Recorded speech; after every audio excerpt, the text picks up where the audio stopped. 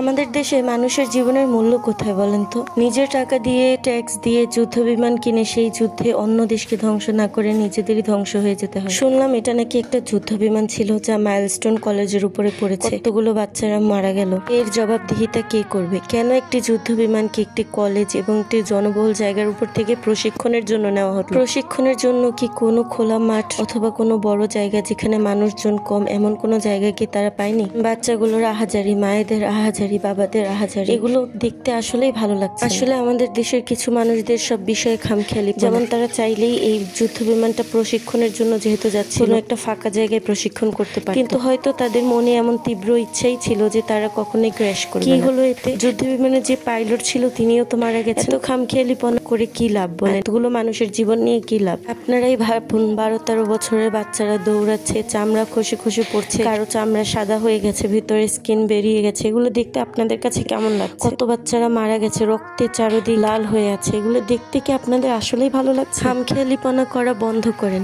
দেশের মানুষ আপনাদের সম্পত্তি, বরং আপনারা যারা দেশের কাজে নিয়োজিত আছেন তারা দেশের মানুষের সম্পত্তি। আপনাদের দ্বারা দেশের মানুষের ক্ষতি হওয়া কাম্য নয়।